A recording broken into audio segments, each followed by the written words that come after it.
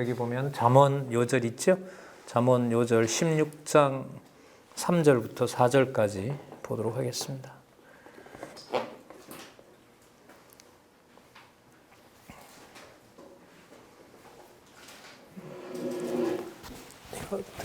녹음 들어갔습니까? 네.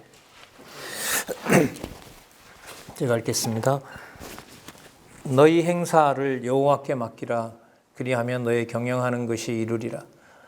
여호와께서 온갖 것을 그 시음에 적당하게 지으셨나니 악인도 악한 날에 적당하게 하셨느니라. 거기 보시면 그리하면 이건 사본이 없어요. 이게 번역하는 사람들이 넣었고요. 여호와께 맡기라. 어떻게 보면 왜냐하면이 더 낫습니다. 왜냐하면 너의 경영하는 것이, 이게 기자가 이제 솔로몬이라고 본다면 듣고 있는 자를 만약에 그 르호보암이라고 보면 너가 경영하는 것이, 너가 계획하는 것이 다 이루어진다. 네 기준에는 안 이루어지는 것처럼 보이고 북쪽 이스라엘이 더 커 보이는 것처럼 보이지만 그게 그런 것이 아니다. 여호와께서 지금 다 해나가시는 일이다. 그래서 4절에 온갖 것을 다 그 쓸 때 적당하게 하셨는데 악인도 악한 날에 쓰려고 해놓은 거다. 참 놀라운 사고죠. 놀라운 생각입니다. 자, 우리 이 그림을, 이 도표를 좀 먼저 보고요. 본문에 들어가서 좀 살펴보려고 합니다. 여기 여호와 연약과 성취 섭리도가 있잖아요. 아까 이제 악인이라고 했으니까 악이겠죠. 악인데 이게 뭐 우연히 발생한 게 아니죠. 우연히 발생한 게 아니고 하나님께서 지금 보면 쓰기 위하여 그렇게 해놓으신 건데 이 그림에서 우리가 한번 생각을 해보도록 하겠습니다. 이게 지금 잠언하고 바로 연결이 되거든요. 잠언의 단락을 제가 보여드리도록 할게요. 잠언의 단락이 어떻게 되어 있냐면 어디에 있더라? 여기 있나?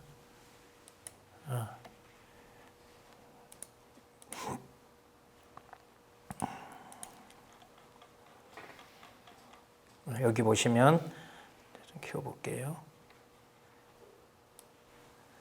다 준비하고 장로님이 자료까지 주시고 했는데 제가 2가지 기계를 안 가지고 왔어요. 그래서 오늘 또 이렇게 집사님 컴퓨터에 제가 좀 의존하게 됐습니다. 자, 여기 보시면 여호와의 주권성 찬양이잖아요. 보이시죠? 권사님 보이세요?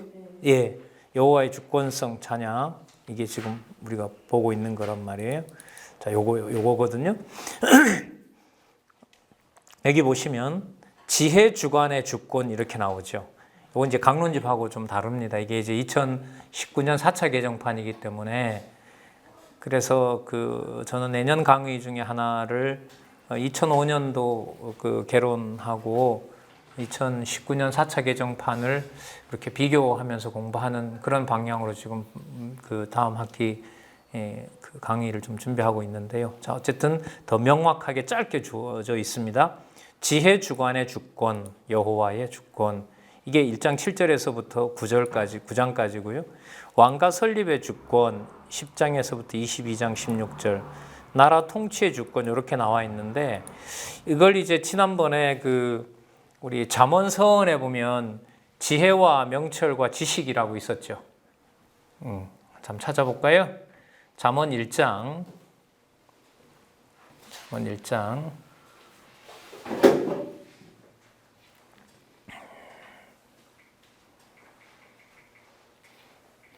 성경 가지고 계시니까요.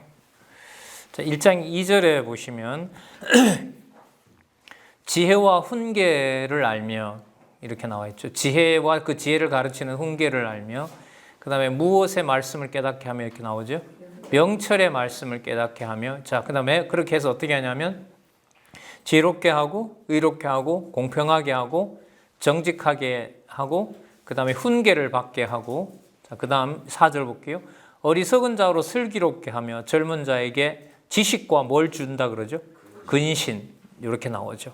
그 다음에 5절에 보면 지혜 있는 자는 듣고 이게 근신을 지난 거예요. 그러니까 근신은 뭐냐면 하나님을 빼고 내 마음대로 말하는 거죠. 그러니까 하나님 주어를 빼버리게 되면 그게 이제 근신하지 않게 되는 거죠. 자, 1장 5절에 지혜 있는 자는 듣고 학식이 더할 것이요 명철한 자는 모략을 얻을 것이다 이렇게 나옵니다. 그러면 아까 4절에 지식과 근신을 주게 되면 결국 지혜와 명철로 다시 돌아오게 되는 겁니다. 그럼 이렇게 되겠죠? 지혜와 명철과 지식과 그 다음에 뭘까요? 근신을 하게 되면 주어가 이제 우리로 말하면 누가 되는 거죠? 주어가 내가 되는 것이 아니라, 자, 우리 이 그림을 이렇게 한번 보시면 여호와의 언약과 성취 섭리도, 자, 이걸 한번 보시면은, 자, 창세전 영원적 언약 성취 있잖아요. 자, 이거 보시면 모든 주어가 이제 여호와가 되시는 거죠. 여호와가 되신다는 걸 우리가 알 수가 있습니다. 그러면 근신이라는 건 뭐냐면 어떤 차원을 보고 말하는 거죠? 아담을 본다든지, 뭐 예를 들면 다윗을 본다든지, 이게 아니라 누구를 보는 거죠?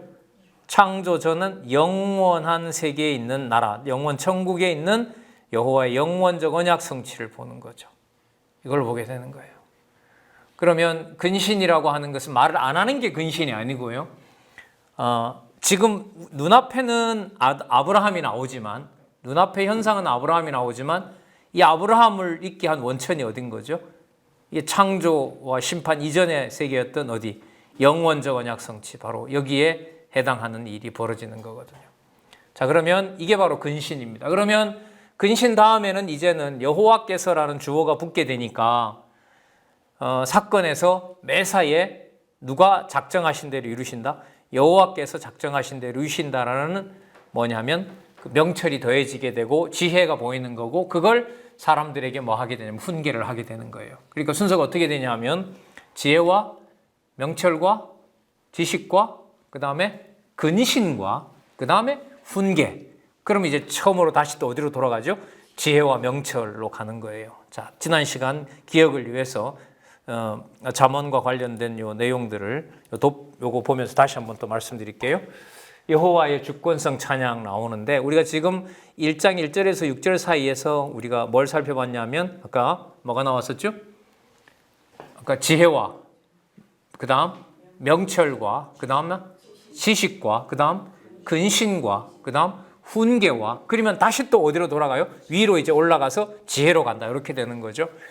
그러면 여러분 지혜 주관의 주권이라고 나오잖아요. 이게 지혜와 연관된 거고요. 10장에서부터 22장 16절은 들어가서 보면 명철과 관계가 된다고 보시면 돼요, 이게. 그리고 나라의 통치 주권은 나라 통치의 잠언, 나라 형통의 잠언인데, 굳이 말씀을 드린다면 지식하고도 연관이 돼요. 자, 그러면 지혜는 뭘 말하는 거냐? 지혜는요, 제일 바깥 동그라미 있죠, 여기. 영원적 언약 성취에 해당하는 이 부분에 관련된 내용이라고 보시면 돼요. 이 부분에.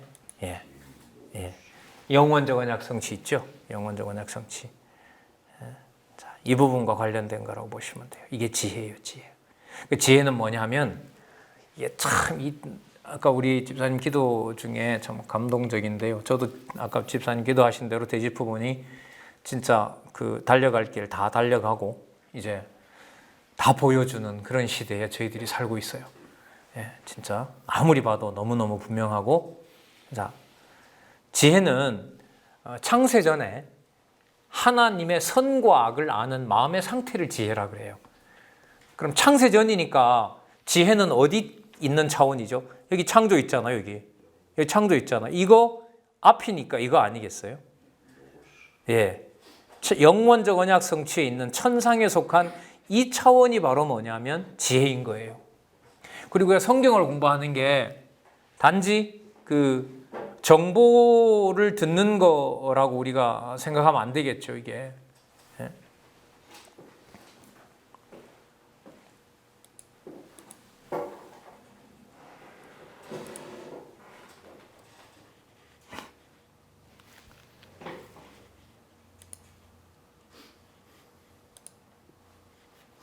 자, 지혜가 바로 창세전 여호와의 선과 악을 아는 상태인 거죠. 이게 가능한 일일까요, 이게? 인간들이 함부로 할 수 없는 소리죠. 창세전에 하나님께서 뭘 좋아했고 뭘 싫어했는지를 이걸 사람의 이 생각으로 알 수가 없는 겁니다. 근데 그걸 알 수가 없다고 하면 그걸 알려주는 그 하나님의 그 선물이 바로 뭐냐면 바로 이 계시 기록인 거죠. 그러니까 지금 잠언을 그 솔로몬으로 하여금 기록하게 했잖아요. 그 솔로몬이 기록해서 로보암에게 안 주면 하나님이 창세전에 정해놓은 선과 악을 알까요, 모를까요? 모르는 거예요. 모르는 거예요. 우리가 죄를 보통 뭐라고 하냐면 선악을 아는 일에 하나님과 같이 됐다고 하잖아요. 인간은 누구나 다 내 좋으면 선이고 내 싫으면 악인데, 지금 잠언에서 말하는 지혜는 뭘 얘기를 하냐면 창세전, 여기인 거죠. 창세전 여기에 영원적 언약 성취에서 하나님께서 지혜, 무엇을 선인지 악인지 정해놓은 걸 아는 게 바로 뭐냐 하면 그게 그런 상태가 바로 뭐라는 거죠? 이게 바로 지혜라는 거예요. 이 지혜라는 거죠. 그러면 하나님께서 정해놓은 걸 태어나지도 않은 우리가 알 수가 없는 거죠. 우리 이 세상에 이미 왔고 하나님께서 만들어 놓으셨어요. 그럼 명철은 뭐냐 하면은요, 명철은 하나님께서 선과 악을 정해놓은 것에 근거를 두고 뭘 만드셨어요? 세상을 창조하셨고, 창조한 세계를 나중에 뭐 하세요? 심판하신단 말이죠. 심판하세요. 그러면 창조했을 때 하나님께서 선과 악을 정해놓으셨고, 심판 때도 선과 악을 마지막 판정한단 말이죠. 그럼 이제 선과 악은 창조부터 심판하는 이 전체 과정 안에 하나님 기준에 뭐와 뭐가 드러나요? 선과 악이 이제 드러나게 되고 성취가 되는 거죠. 그러면 하나님께서 정해놨다는 것만 알면 내 눈으로 그냥 선과 악을 자동적으로 알 수 있을까요? 없을까요? 없어요. 그 하나님께서 정하신 대로 빛과 어둠, 예를 들면 빛도 짓고 어두움도 지어서 나중에 빛은 빛이라 하시고 어둠은 어둠이라고 하시는 것이 두 번째 동그라미예요. 무슨 우리 언약 성취라고 그러죠? 이걸 실체적 언약 성취라고 하는 거죠. 실체적 언약 성취. 자, 그러면 실체적 언약 성취가 명철이기 때문에 명철을 이렇게 정의를 합니다. 선과 악을 하나님이 정해 놓은 대로 우리에게 마음에서 작용이 일어나게 돼요. 그게 바로 뭐냐 하면 명철이라고 합니다. 자, 하나님께서 정해놓은 대로 빛도 짓고 어둠도 지었어요. 아까 성경 본문에 보면 악인도 악한 날에 쓴다고 했으니까, 그러니까 악한 날인지 선한 날인지는 누가 정해놓으신 거죠? 여호와께서 정해놓으신 거란 말이죠. 그러면 명철이라고 하는 것은 창조한 것이 창조한 것을 심판하실 때까지 그때마다 여호와께서 우리의 마음 속에 뭐와 뭐를 판단하는 마음을 움직이시는 거죠. 하나님 기준의 선과 악을 판단하는 것을 마음에 작용이 일어나도록 하세요. 그게 바로 뭐냐면 명철입니다. 자, 그럼 지식은 뭐냐 하면 지식은 좁혀서 이렇게 보시면 돼요. 아담도 사실 천지창조 못 봤죠. 맞죠? 아담도 세상 언들어진지는 피조물 치고는 아무도 본 사람이 없어요. 아브라함인들 여러분들 봤겠습니까? 다윗인들 봤겠어요? 예수님은 인성으로 보면 이 다음에 오지만 이제 본성으로 보면 그분은 하나님이시니까 본인도 세상을 지으셨다고 나오지요. 신성에서는. 자, 그 다음에 이제 우리는 아마 이쯤에서 우리가 살고 있다고 본다면은, 자, 그 시대마다 하나님께서는 마음에 선과 악을 아는 것을 작동시켜서 자기 시대에 그 일어난 일을 가지고 선과 악이 무엇인지를 구체적으로 깨닫게 하세요. 그래서 뭘 주시냐면 지식을 주세요. 그게 뭐냐면 바로 지식인 거예요. 그러니까 이렇게 내려오는 거죠. 창세전에 정하신 선과 악. 그 다음에 우리도 보지도 못했고 앞으로 우리가 하는 건 아니잖아요. 우리는 이 과정 속에 있으니까 창조와 심판 세계의 선과 악이 무엇인지를 알게 해주는 것이 바로 뭐냐면 명철입니다. 그리고 각각 자기 시대에, 우리만 살아도 100년 못 살잖아요. 내가 태어난 내 시대에 그 사는 만큼 하나님의 자녀로서 그때마다 성령께서 뭘 알려주세요? 무엇이 선이고 악인지를 알려주세요. 그걸 뭐라 부르냐면 지식이라고 그래요. 그러니까 지혜, 명철, 지식이 창세전에서부터 이 동그라미로 보면 어떻게 되는 거죠? 점점 좁혀지는 거죠. 좁혀지는 게 협소해진다라고 보시지 말고요. 좁혀진다라고 하는 것은 정해놓은 것이 구체적으로 뭐한다? 이루어진다 이렇게 보시면 돼요. 남정교회를 하나님께서 세우셨어요. 근데 우리 생각하는 선과 악의 기준이 있어요. 그 선의 기준과 하나님의 선과 악의 기준이 하나님께서 깨닫게 하지 않으면 우리가 내 마음대로 일치시킨단 말이죠. 그러나 하나님은 하나님 정해놓은 대로 섭리해 가시면서 하나님이 기뻐하는 뜻이 안 일어날 리가 없어요.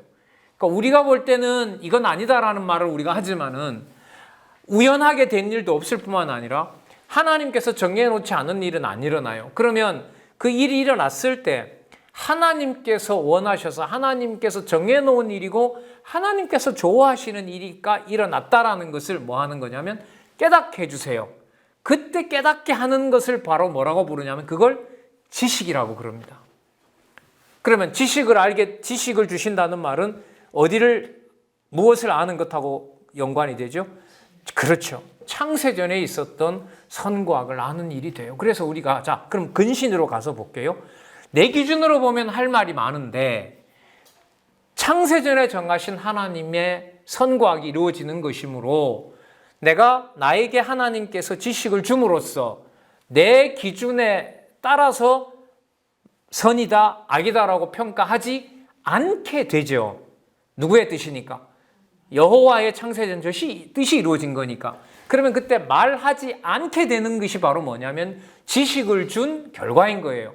그걸 뭐라 부르냐면 근신이라고 그래요. 그 다음에 근신을 하게 되면 그 다음부터 입만 닫아 놓느냐 그게 아니고 역전시킵니다. 하나님께서. 우리가 보통 말씀 운동이라 그러죠.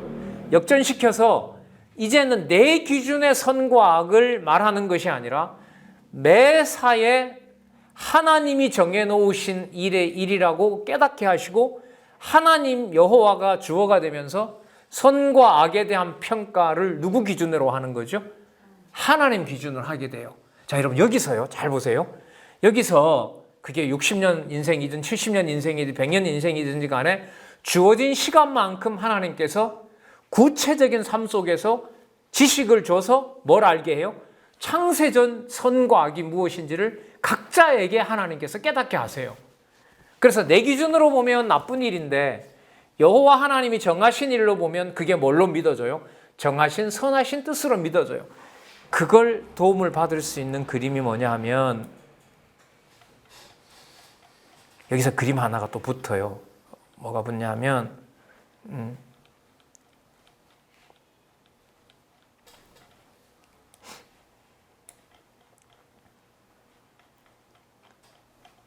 이거예요.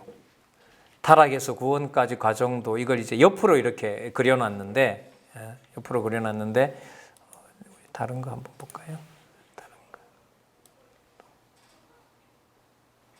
여기는 또 없네요. 자, 불편하지만 이거 좀 보도록 할게요. 우리 너무나 많이 봤던 그림이죠. 자, 여기 0이 있고요. 여기 6이 있고 여기 이제 중생이 생기잖아요. 중생인이잖아요. 여기 보면 중생인이 생기는데 말씀을 먹으면서 지식을 주게 되면 옛사람에서 점점 어떻게 됩니까? 벗어나게 되고 요 점선이 뭐하고 일치되냐 하면 요 0하고 일치되게 되면 바로 그게 뭐냐면 부활인인 거죠. 그럼 우리는 이미 창세전에 하나님께서 선과 악이 무엇인지 알도록 우리들에게 정해놓으셨고 그걸 과정적으로 우리가 육신의 몸을 입고 점점 영의 소욕이 커감으로 어디로 가고 있는 거죠? 부활인으로 가고 있는 거죠. 그럼 부활인은 새로 만들어지는 것이냐? 그게 아니고요.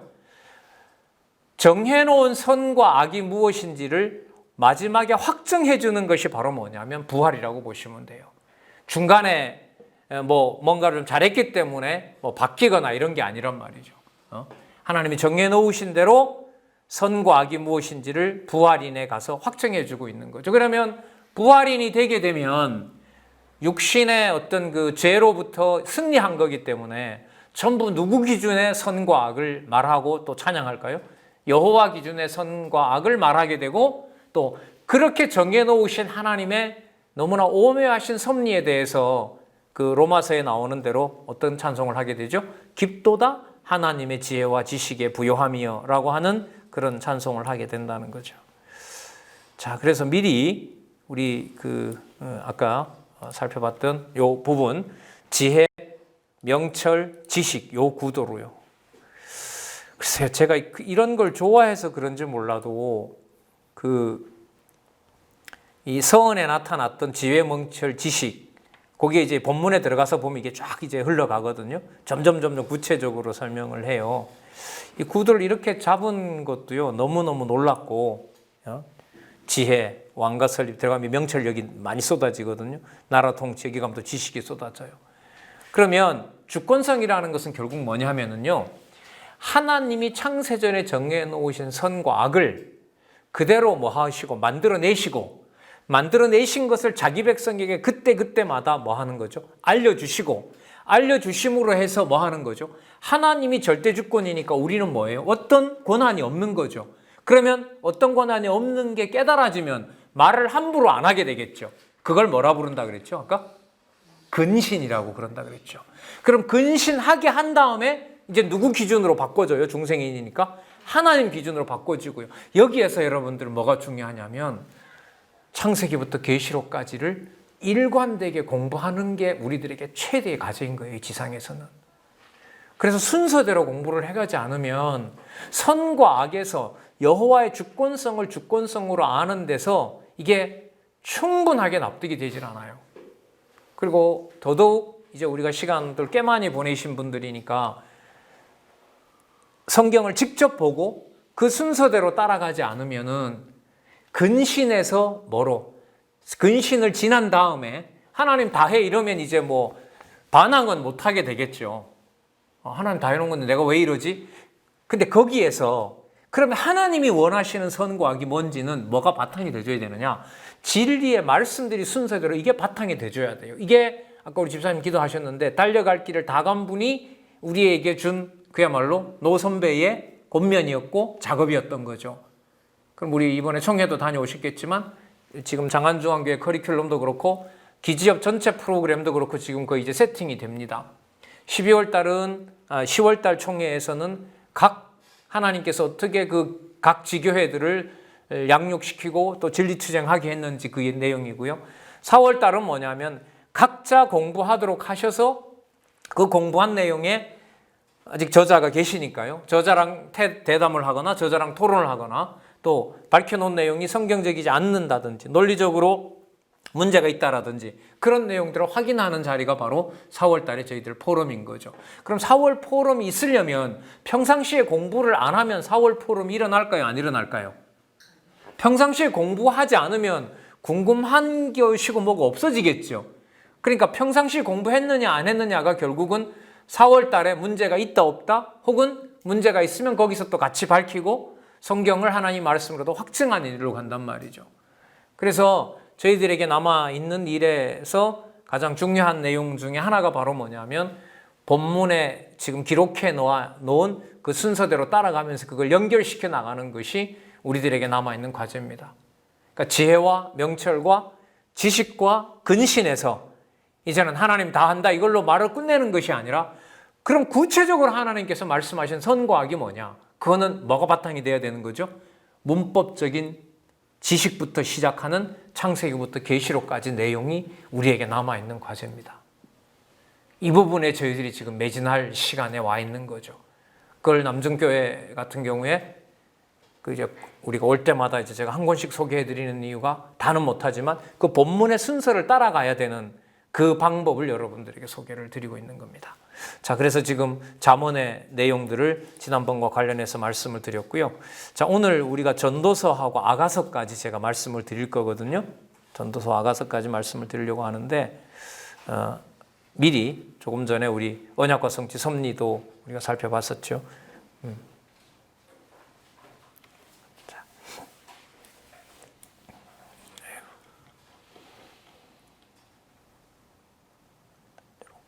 보겠습니다. 여기 보시면 여호와의 영원성 찬양, 여호와의 자비성 찬양까지 가는데 오늘 제가 설명을 드릴 좀 초점을 맞출 부분은 시편의 논리적인 연결성이에요.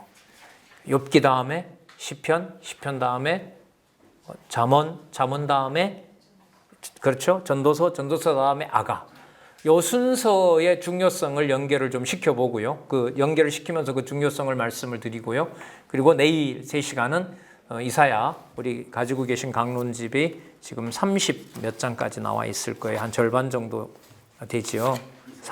이사야 38장까지를 어쨌든 시간 되는 만큼 그 순서대로 말씀을 드리려고 하는 겁니다. 자, 욥기 같은 경우에 여호와의 무슨 성 찬양이죠? 자, 여기 한번 볼까요? 여기 나오죠? 여기 있으니까. 자, 여기 있네요. 여호와의 전능성 찬양. 여호와의 전능성 찬양.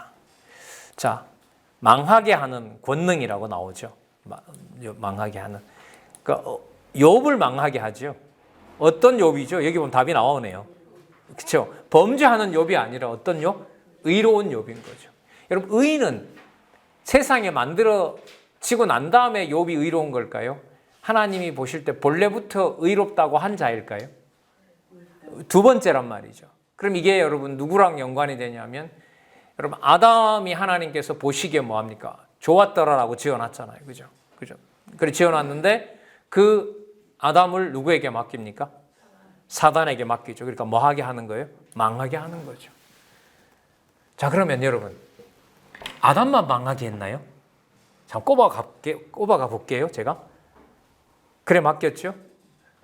여러분 아벨은 맡기는 정도가 아니라 진짜 형 손에 맡겨서 뭐 하게 했죠? 맞아 죽게 했죠. 노아 시대에는 8명 놔두고 전부 뭐 했어요? 다 죽여버렸죠. 아브라함 같은 경우에 아브라함이 순종을 잘해서 복을 유지했죠. 아니잖아요. 말이 안 되죠. 그럼 이삭이 야곱을 잘 관리했기 때문에 야곱이 복 받았어요? 아니죠. 다 아니에요. 그럼 이스라엘 백성들이 말을 잘 들었기 때문에 출애굽 잘한 거예요? 아니, 다 반대입니다. 그 다음에 여러분 여호수아가 자기가 싸움을 잘했기 때문에 가나안 쳤어요? 아니에요 다. 그리고 가나안 땅 관리를 잘했어요? 잘 못했어요? 못해서 400년 동안 어떻게 됐습니까? 가나안 땅 다 빼앗겼어요. 전부 뭐하고 관계돼요? 잘 보세요. 뭐하고 관계돼요? 망하게 하는 권능하고 관계돼요. 이게 전부 다 뭐예요? 전능성이에요 이게. 적어도 양쪽 가로선에는 다 이게 싹 들어가는 거예요. 이게 망하게 하는 게 다 들어가요. 뭘 보여주는 거죠 그러면? 전능성 보여주는 거죠. 그럼 볼까요? 예수님께서 오셔서 계시록까지 뭐하게 하는 내용이 나오는 것, 소위 망하게 하는 내용이 나오면 그건 전부 뭐와 연관이 될까요? 여호와의 전능성하고 관계가 되는 거죠. 살아계심을 어떤 방식으로 증명하시느냐? 전능성하고 관계합니다. 자, 그 다음에 뭐 하도록 해요? 여기 보세요. 욥을 뭐 하도록? 절망하게 해서 뭐 하게 합니까? 탄식하게 하시죠.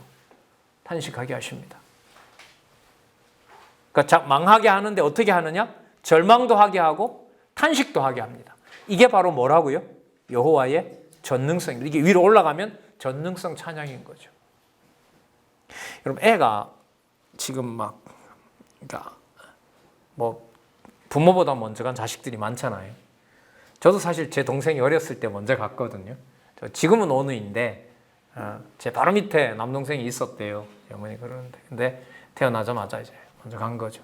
모르겠어요. 하나님 택한 백성이면 천국 가서 볼 거고 제 어머니 얘기가 네 인물하고는 비교가 안 될 정도로 그래서 제가 따졌죠. 아니 어떻게 아기가 잘생기지 야 엄마 되면 안다. 이렇게 이제 얘기도 하시더라고요. 예, 그런 아픔이 있는 거죠. 여러분 그게 다 같은 부모의 심정인데 거기서 뭘 생각한다? 망하게 하는 누구를 생각한다? 여호와를 생각한다. 이게 사람이 할 수 있는 게 아니죠.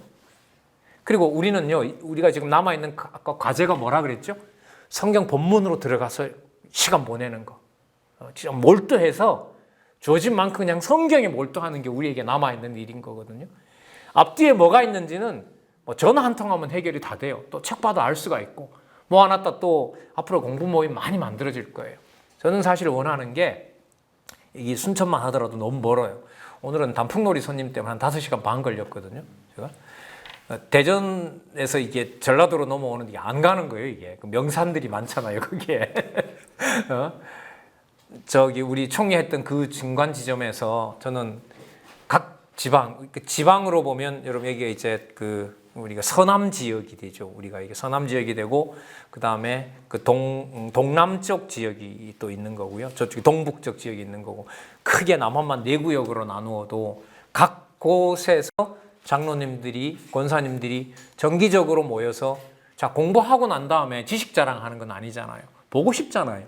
그럼 모여서 그때 확인하고 1년에 한 번 있는 4월 총회가 4월 포럼이 그때 하는 것이 아니라 정기적으로 모이는 거죠. 여기 장립사님 뭐 지난번에 왔을 때는 제가 몇 년 남았습니다. 몇 년 남았습니다. 이제 그게 저는 그래 듣는 거죠. 뭐 저도 뭐 맨날 이 나이는 아닐 거 아니에요. 어쨌든 그 어떤 기성세대가 되는데 정기적으로 모여서 뭐 하는 거죠. 배운 말씀 확인하고 교제하고 또 뭐예요. 그 후배들 또 공부하는데 필요한데 우리가 지원도 해주고 그러면서 이제 우리의 삶이 있는 건데 그런 일들도 앞으로 일어나지 않겠나 싶어요. 1년에 한두 번 모이는 거, 한 번은 포럼이고 한 번은 총회인데 너무 인터벌이 길어요. 근데 과거 같으면 그걸 시찰해 하세요. 몇 개월에 한 번은 시찰해야 됩니다. 다 법으로 정해놨잖아. 이제는 없어요. 그러나 이게 자발적으로 일어나게 되면 얼마나 멋있겠냔 말이죠. 이런 것들이. 그리고 또 아까도 오늘 처음부터 강조하지만 성경에 나타난 내용에 대한 몰두해서 거기서 이런 개념들 있죠. 망하게 하시는 권능, 절망하고 탄식하게 하시는 것. 자, 그 다음에 그게 전부 누가 뜻한 대로 되는 거죠? 여호와께서 뜻한 대로 된다는 것을 차분하게 말하는 것이 아니라 친구 셋과 격변을 경론을 벌이게 하죠. 친구들을 하나님께서 사단에게 맡겨버렸어요. 이것도 역시. 그 친구들을 사단에게 맡겨서 사단이 와서 말로 누구를 욥을 2번 죽이려고 하는 거거든요. 이걸 누가 주관하세요? 이걸 여호와께서 하세요. 그래서 엄청난 고통이 따르는 거예요. 우리는 야 이렇게 몸도 괴로운데 왜 멘탈마저 정신마저 이렇게 나를 괴롭히느냐? 아니요. 그게 논리예요. 아픈 욥을 하나님이 바로 흥하게 하지 않잖아요. 여기 보세요. 맞죠? 흥하게 하지 않잖아요. 뭐 하게 했어요? 친구들이 찾아와서 뭘 하게 해요? 토론하게 하면서 뜻대로 하시는 여호와임을 남아있는 심장 소리, 박동 속에서 목숨만 붙여놓고 뭐 하도록 해요? 토론 속에서, 열변 속에서 누구를 깨닫게 해요? 여호와의 전능성을 깨닫게 해요. 만약에 이게 없으면은요, 뜻대로 하는 권능이 이게 없으면 망하게 했다가 뭐만 하시면 돼요? 흥하게 하면 돼요. 안 그래요. 근데 성경 구조를 가만 보시면 친구들이 와서 다 죽어가는 욥을 위로는 못할 망정, 그러니까 배신을 시키는 거잖아요. 그러니까 하나님이 다 했다고 하지 말고 누가 잘못이다라고 한마디만 해라. 욥 내가 뭔가 잘못했다고 반성 어린 한마디만 하라. 근데 욥은 아니거든요. 그게. 누가 인도해 가시는 걸까요? 여호와께서 해 가시는 거죠. 그래서 망하게 하는 데서부터 흥하게 하는 이 과정의 모든 여호와의 전능성이 여러분 우리가 이미 배웠던 욥기 내용이고요. 자 여기서 그때 이렇게 연결시켰습니다. 여러분 전능성은 공부한 게 전능성으로 끝나는 게 아닙니다. 그런 전능하신 하나님께서 신실성을 찬양하도록 할 때 그 전능성을 갖다가 씁니다. 그래야 뭐가 돼요? 욥기와 뭐가 붙어요? 시편이 붙을 거 아니에요. 그러면 욥기가 끝나고 시편 1편 1절로 들어가실 때는 1편 1절부터 들어가시고 150편까지 갈 때는 공부했던 욥기에 나타난 여호와의 전능성을 머릿속에 염두에 두고 연결이 되는 거예요. 연결이 되는 거. 자, 예를 한번 들어볼게요. 자, 세운 언약 찬양시가 뭐냐 하면 악인은 망하고 의인은 흥하리로다 이렇게 되는 거거든요. 자, 의인은 형통하게 된다는 거였어요. 의인이 형통하니까 유업이 나라거든요. 그 나라가 뭐 하게 된다? 통치를 할 수 있게 한다. 다 보세요. 의인은 형통하는데 의인이 형통하도록 언약했으므로 유업이 나라거든요. 그 나라가 뭐 한다? 통치하도록 해주겠다. 그러면 제가 그때 말씀드렸죠. 1편, 2편 읽고 3편, 89편 빼고 90편 읽으면 기가 막히게 연결이 된다고. 자, 연결이 이렇게 돼요. 하나님의 언약자손 의인은 형통하도록 언약되어 있기 때문에 나라를 반드시 뭐 하게 된다? 통치하게 되는데 그 나라가 90편에 가면 언제 있었다는 거죠? 바다가 생기기 전 창세전이 있어요. 기가 막히게 연결이 됩니다. 그럼 3편부터 89편은 뭘까요? 필요 없는 걸까요? 자, 보세요. 유업을, 나라를 통치하도록 하시려고 한다면 여러분, 대적이 몰려와야 돼요? 대적이 멸망해야 돼요? 대적이 멸망해야죠. 그런데 이걸 잘 읽어보시면 대적 멸망을 강구한다는 말은 지금 누가 와서 지금 이 언약 자손의 유업을 탐내고 있는 거죠? 그렇죠. 대적이 와서 지금 나쁜 짓을 하고 있는 거예요. 이 유업을 빼앗으려고 하는 거예요. 그러니까 뭐 하는 거죠? 네, 멸망해달라고 하는 거예요. 무려 3편에서부터 41편까지. 호흡이 굉장히 길어요. 41편이라 생각하지 마시고요. 3편부터 41편이 전부 다 무슨 소리예요, 이게? 간구라고 보시면 돼요. 욥으로 말하면 이게 뭐라고 보시면 되냐면 이게 탄식이라고 보시면 돼요. 자, 그러니까 이렇게 깊어져요. 신실성이 오면은요, 사단에게 맡기는 것을 더 이상 문제 안 삼아요. 그건 너무나 당연한 거예요. 여호와의 전능성을 위해서는 언약 자손들을 누구에게 맡긴다? 사단에게 맡기는 건 너무 당연해요. 그러면 이렇게 됩니다. 대적에게 맡기는 것이 이상한 거예요? 아니면 너무나 당연한 거예요? 욥기서가 생각이 나면. 너무나 당연한 거죠. 근데 문제가 달라져요. 무슨 문제가 달라지냐면, 하나님, 망하게 하신다는 거 욥기를 통해서 이미 알고는 있는데, 맡기는 거는 하나님 마음대로 뜻대로 하시는 거라고 알겠는데, 맡기면, 자 보세요. 맡기면 저는 죽는다고 하더라도 무엇은 어떻게 되는 겁니까? 나라가 끝나는 건 어떻게 됩니까? 나라가 끝장이 나면 누가 약속한 게 없어져요? 그래, 죽이신 건 제 좋습니다. 자, 이게 같이 물고 들어오는 거예요. 자, 망하게 하는 거 이제 압니다. 하나님, 그 분명히 제가 알겠어요. 그런데 대적에게다가 저도 맡겼는데 저를 맡긴 게 아니라, 저만 맡긴 게 아니라 뭘 맡겼어요? 나라를 맡기셨어요. 그런데 제가 궁금한 게, 나라가 끝나면 언약은 어떻게 되는 겁니까? 그럼 여러분, 여기서 고민은 내가 망하느냐 안 망하느냐가 아니라 누구의 약속이 사라지느냐 있느냐에 문제에 초점이 맞춰져요. 여호와의 약속은 어디입니까? 라고 간구하게 돼요. 그러면 좀 더 차원이 깊죠. 단지 망하는 것이 아니라 신실성이 오면 누구의 이름을 안 부를 수 없게 해요. 자, 여호와가 뭐 해주셨으니까? 유업을 통치한다고 했으니까.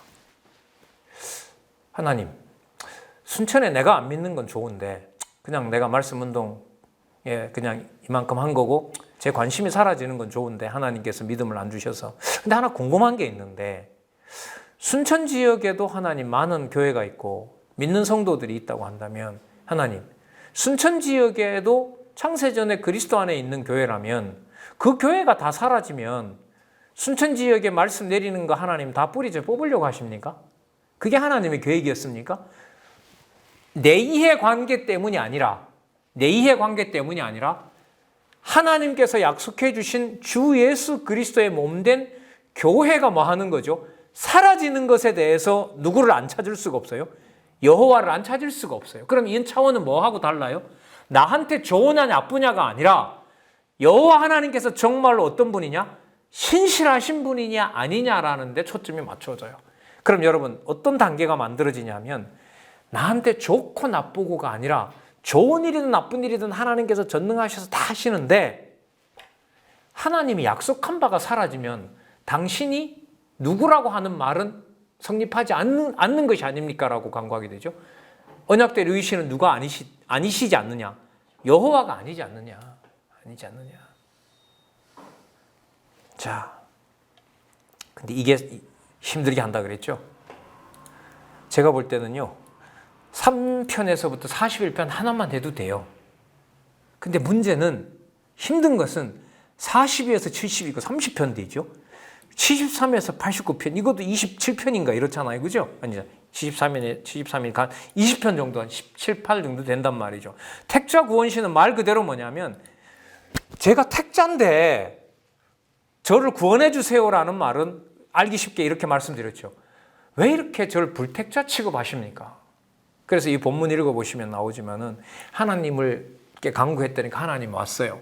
하나님이 와서 하나님의 인간적으로 의인화법을 쓰면 하나님 오니까 딱 붙잡은 거예요. 하나님의 그 뒤에 옷자락을 잡은 거예요. 하나님의 바지가랑이를 딱 잡은 거죠. 이제 가지 말려고. 근데 하나님이 차버려요. 그러니까 뭐처럼 취급해요? 택자가 아니라 불택자처럼 취급하신다는 게 42편에서 72편이에요. 그리고 여기서 하나님이 뭘 깨닫게 하냐면, 여러분 요 42편과 72편 사이에 뭐가 들어있죠? 10편, 51편 태 중에 뭐 했다? 죄 중에 잉태했다는 말이 여기 들어갑니다. 그래서 이 굉장히 수준 높은 고민이죠. 다윗을 하나님께서 누구에게 맡깁니까? 사울에게 맡겨서 거의 죽을 지경까지 몰아가잖아요. 그럼 다윗 입장에서는 어떤 기도가 안 나올 수가 없어요? 하나님, 사무엘을 통해서 기름 부은 거 그거 다 그냥 아무것도 아닌 겁니까?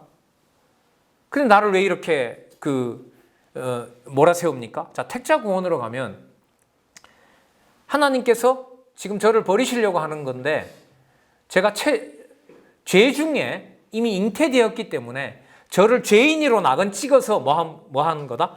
버리려고 하시는 거 아닙니까? 라고 하는 기도가 바로 택자 구원시입니다. 그러니까 뭐처럼 취급해요? 의인을 뭐처럼? 불택자처럼 취급해요. 그리고 하나님 마치 뭘 묻는 것 같아요? 하나님 그래도 아니 너 태에서부터 내가 너 버렸어. 이 정도로 위협이 다가오는 거예요.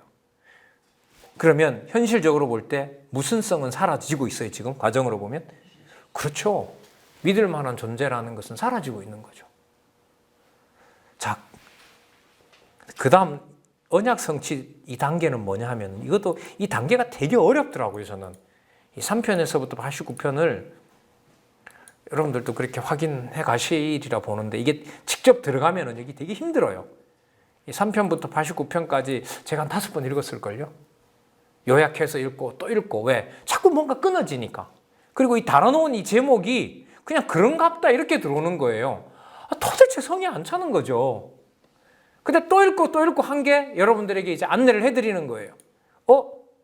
대적에게다 맡기고 대적에게 맡기는 거 하나님 얼마든지 할 수 있잖아요. 근데 그것까지는 좋은데 나를 뭐 취급해요? 불택자인 것처럼 취급하는 거예요. 무슨 죄를 묻냐 하면 야, 너 뱃속에서부터 너 죄인이었어 임마. 그래서 너 버릴 거야. 이런 경우로 막 몰아가는 거예요. 이게 얼마나 힘들어요 이게. 그러면 누구 이름만 남아요? 여호와여 정말 저를 버린 겁니까? 이거밖에 안 남는 거예요. 그러면 저도 빼버려요. 그럼 누구 이름밖에 안 남아요? 여호와여 여호와여 이거밖에 안 남는 거예요. 그럼 이건 뭐냐 하면은요, 이것도 되게 심각한 거예요. 여기 언약 성취 강구시는 뭐냐면 뭐 하나님이 날 버린다고 하면 제가 할 말은 없는데요. 근데 여러분 이스라엘 백성들은 하나님의 이름을 둔 곳이 예루살렘에 있죠. 뭡니까? 예루살렘 성전이죠. 근데 바벨론이 와서 예루살렘 성전을 어떻게 합니까? 불태우잖아요. 그럼 이 지상에서 누구 이름이 불타는 거죠? 그럼 누가 없는 거예요? 이게 언약 성취가 바로 뭐냐 하면 이게 여호와의 이름이 불에 타는 것과 관계가 돼요. 그러면 여호와의 이름이 이방 대적에 의해서 뭐가 되는 거죠? 지금 엄청난 수치와 결국은 신을 죽이는 거 아니에요. 쉽게 말하면.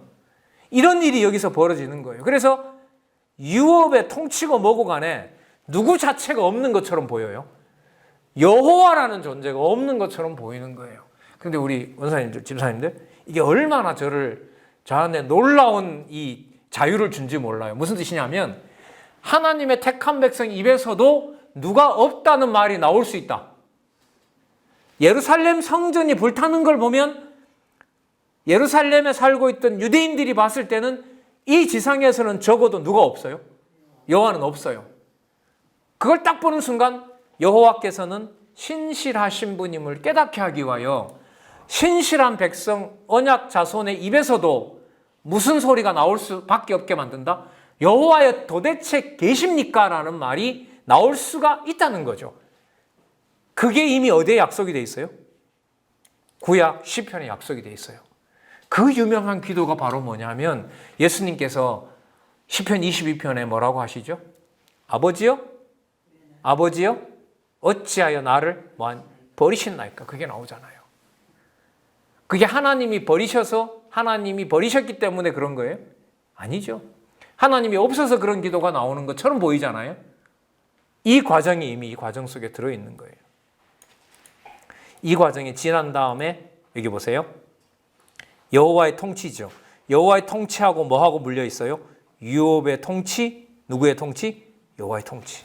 이렇게 딱 맞물리는 거예요. 그러면 3편부터 89편은 뭐였을까요? 유업의 통치가, 자, 제가 말을 어떻게 만드나 보세요. 유업의 통치가 누가 통치하신다는 것으로?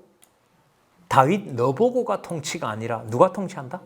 그렇죠. 여호와가 통치한다는 걸 알려주면 여호와가 뭐 할 분이에요? 믿을 만한 분인 거죠. 이렇게 만들어져요. 저는 이게 쉽지는 물론 않다고 봐요. 그러나 다음에 우리 이제 후배들이나 자녀들이 진짜 이게 진짜 단단히 공부를 해서 이 제목만 봐도 내용이 바탕이 되면서 여기 나오는 낱말들을 가지고 문장을 착착착 만들어내면서 머릿속에 누가 살아계신, 여호와 살아계신 것을 확증했으면 좋겠어요. 그럼 여호와께서 통치하는 것을 찬양하게 되니까 누구의 권능만 찬양하게 되겠어요? 여호와의 권능만 찬양하죠. 자, 연결시킵니다. 90편에서부터 시작할 때 다윗이 받았던 유업은 결국 이 세상에 속하는 것이다. 아니면 여기 속하는 거다. 영원적 언약 성전에 속하는 거다.